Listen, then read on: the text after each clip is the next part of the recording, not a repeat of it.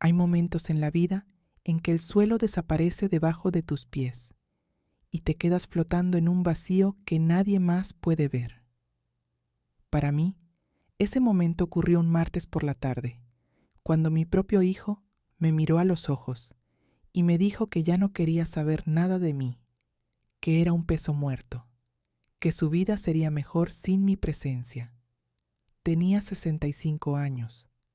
Acababa de cerrar la puerta de la casa donde viví 32 años. Una casa que ya no era mía. Me llamo Norma Isabel, y lo que voy a contarles no es una historia de venganza ni de riqueza repentina.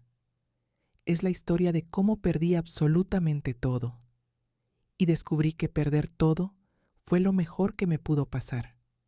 Pero para entender cómo llegué a estar parada en una acera mojada con una sola maleta y $12 en el bolsillo, tengo que contarles lo que pasó antes. Mi esposo Gerardo tuvo su primer infarto a los 58 años.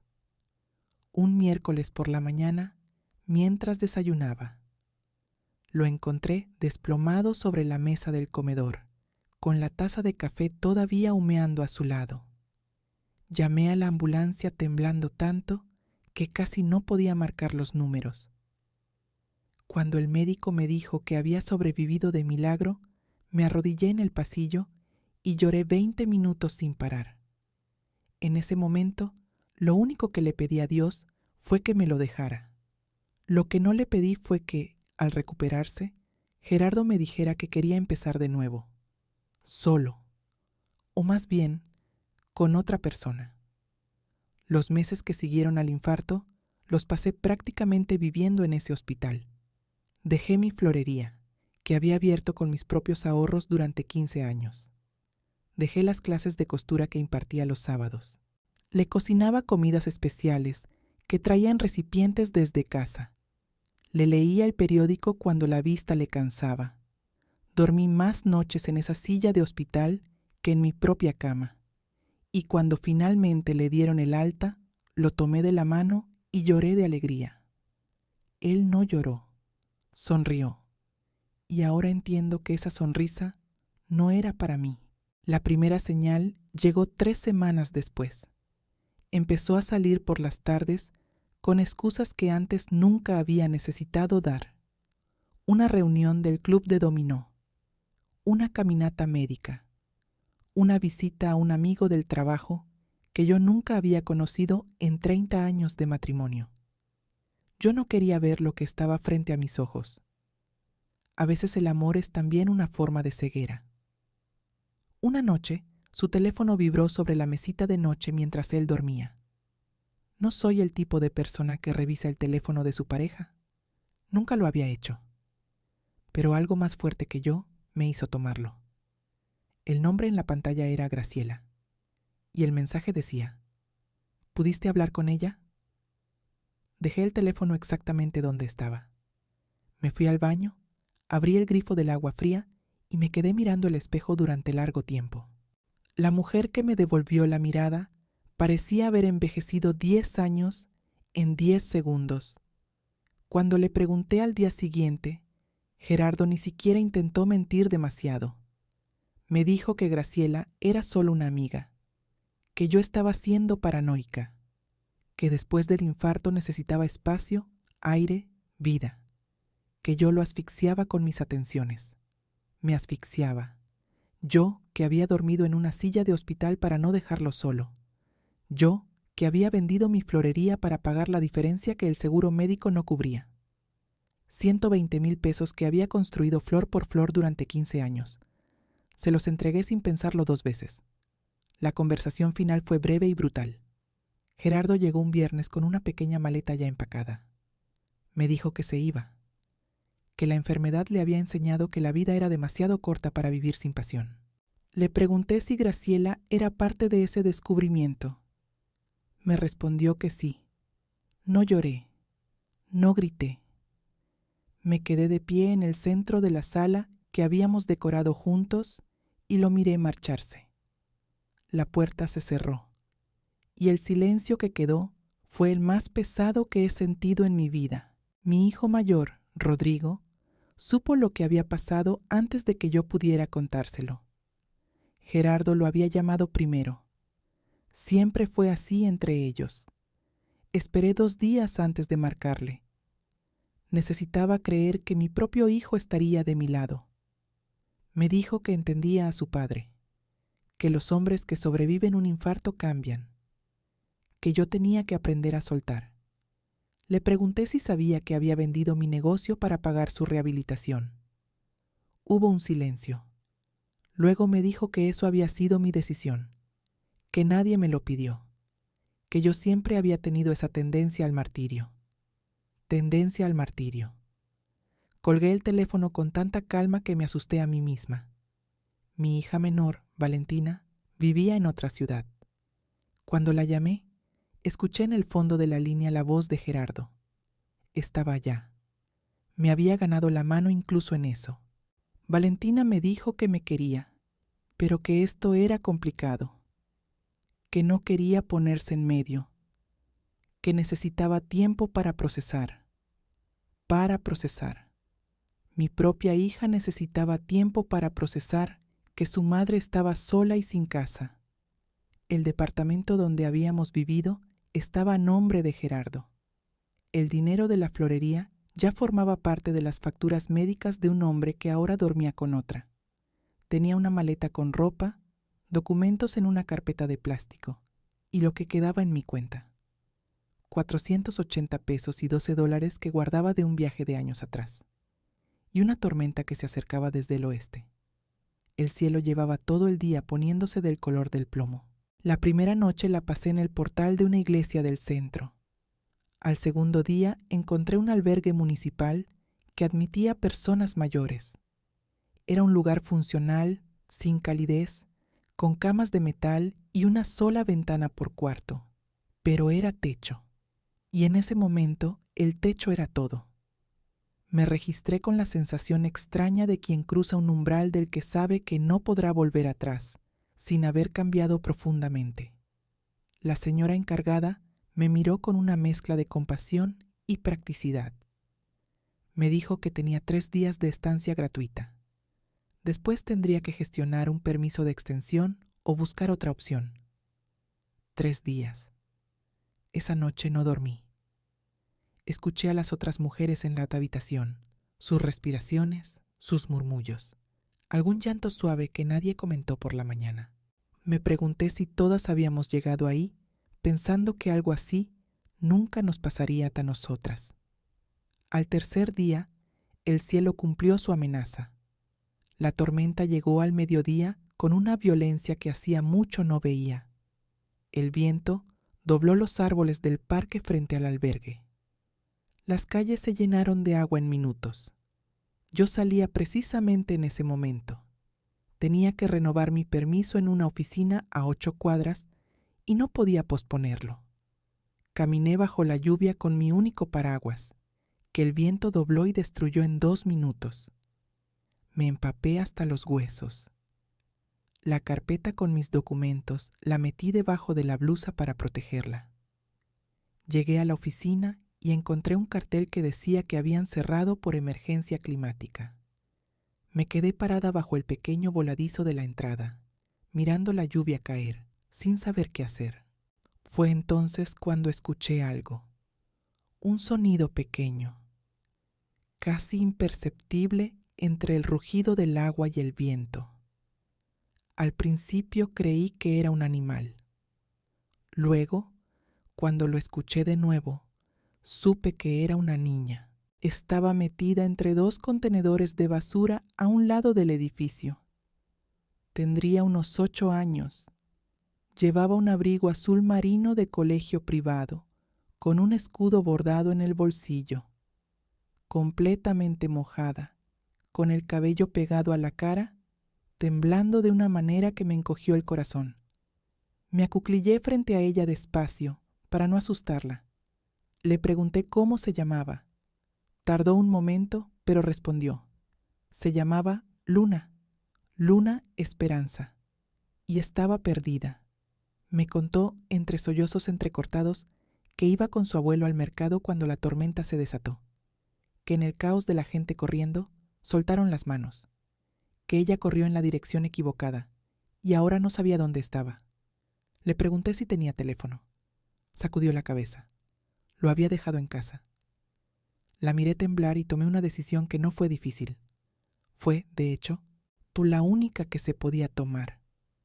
Le dije que se levantara, que yo la iba a cuidar hasta que encontráramos a su familia.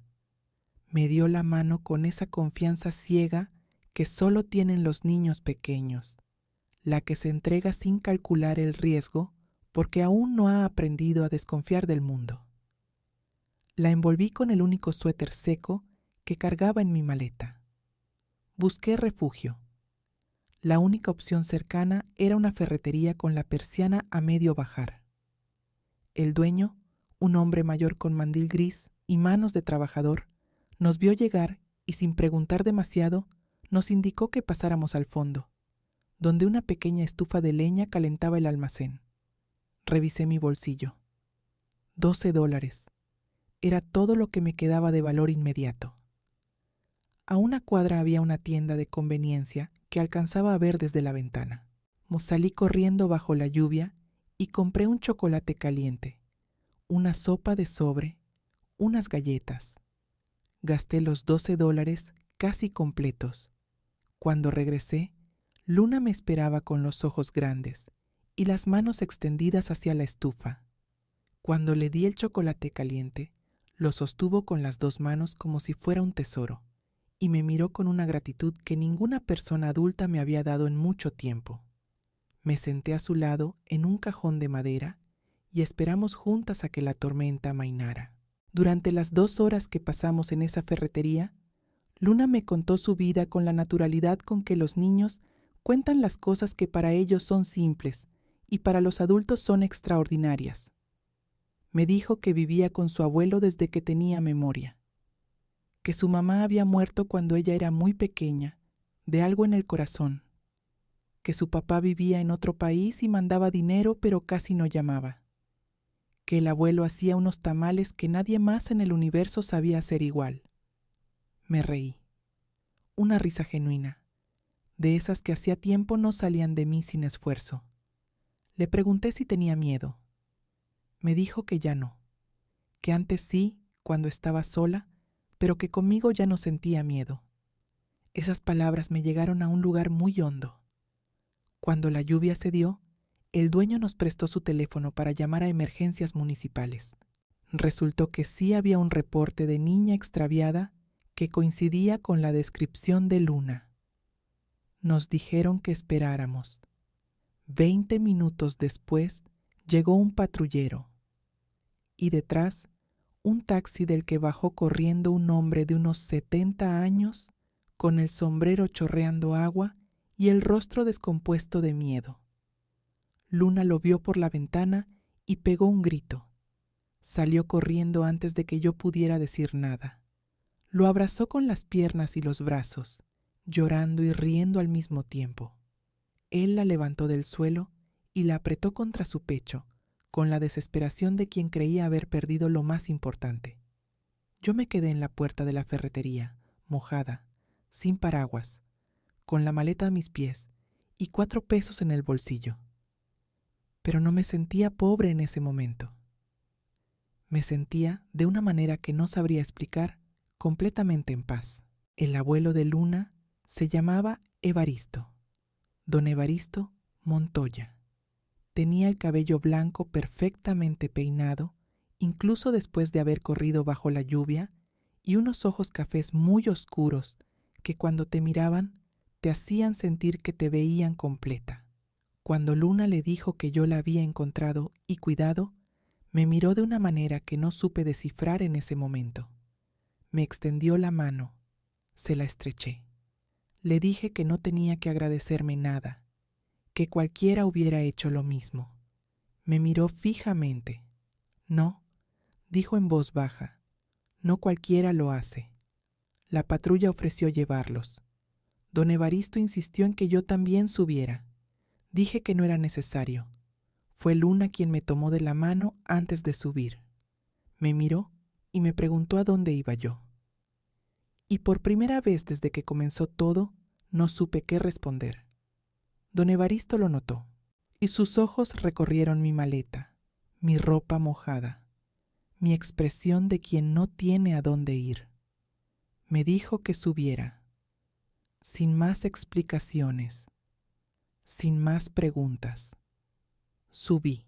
La casa de don Evaristo quedaba en una colonia de clase media, con calles arboladas y fachadas sencillas pero cuidadas. Una casa de un piso con jardín pequeño al frente, donde una bugambilia morada crecía por la barda con la libertad de quien lleva décadas en el mismo lugar. Por dentro era una casa llena de historia, fotos en cada pared, estantes con libros y figuras de barro, una cocina grande con olor a canela y chile seco. Me ofrecieron ropa seca. Me prepararon un caldo caliente, con hierbabuena, con ese sabor de comida hecha con cuidado. Luna se sentó frente a mí en la mesa y me miró comer con una expresión de satisfacción tranquila, como si hubiera resuelto algo importante. Don Evaristo me preguntó cómo me llamaba. Le dije que Norma Isabel. Y no sé bien por qué. Tal vez porque estaba agotada, o porque la sopa caliente bajó la guardia que llevaba semanas manteniendo rígida. Empecé a contarle más cosas de las que pretendía. Le conté lo del infarto de Gerardo, lo de la florería, lo del departamento, lo de mis hijos. No dijo nada durante largo rato. Escuchó. Y hay algo que la gente subestima enormemente: el valor de alguien que simplemente escucha sin interrumpir, sin aconsejar, sin juzgar. Cuando terminé, se levantó, fue a la cocina y volvió con 2 tazas de café. Me puso una frente y dijo algo que me acompañó durante mucho tiempo después. A las personas que más saben dar, la vida a veces las vacía de golpe para que aprendan a recibir. No respondí nada, solo sostuve la taza. Esa noche dormí en la habitación de huéspedes, en una cama con colcha de flores y una almohada que olía a lavanda. Dormí 12 horas seguidas, profundo, sin sueños, como quien finalmente suelta algo que llevaba cargando demasiado tiempo. Don Evaristo insistió en que me quedara mientras organizaba mis cosas.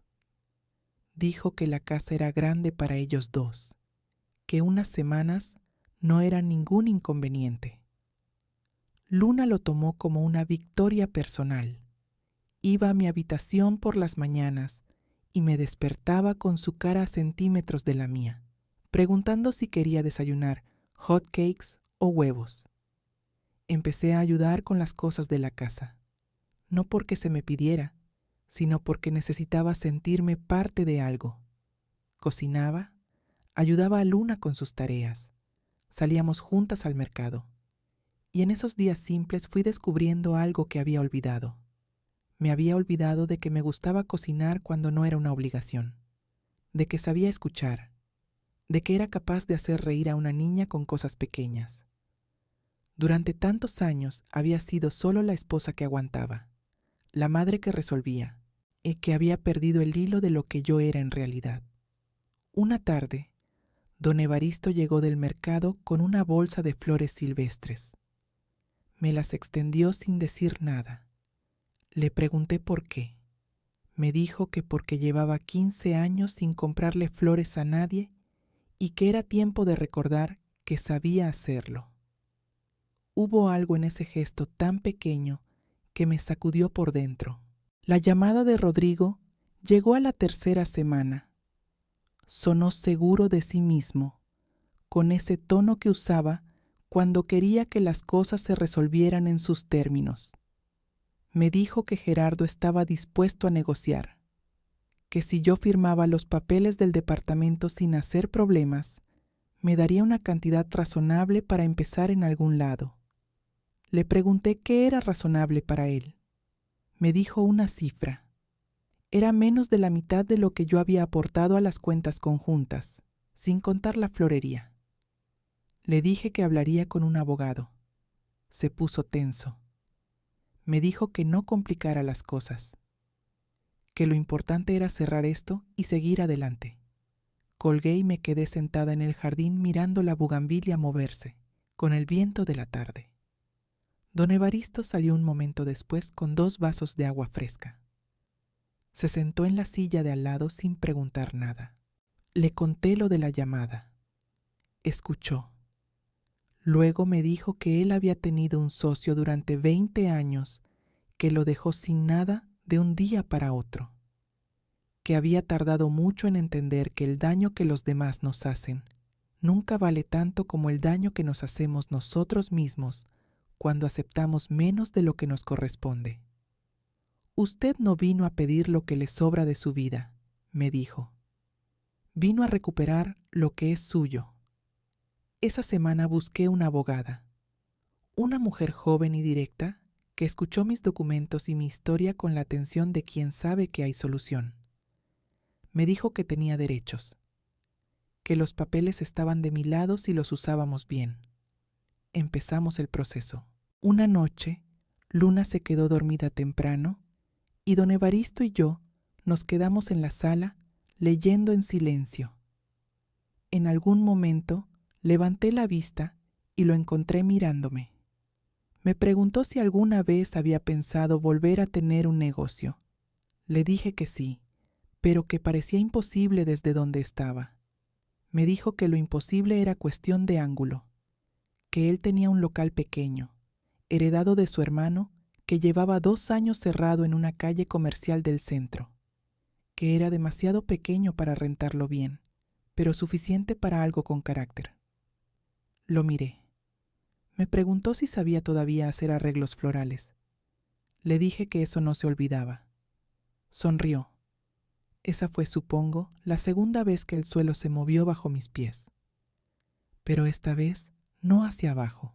Los meses que siguieron fueron los más intensos y, paradójicamente, los más vivos que había vivido en años. El proceso legal con Gerardo llegó a un acuerdo.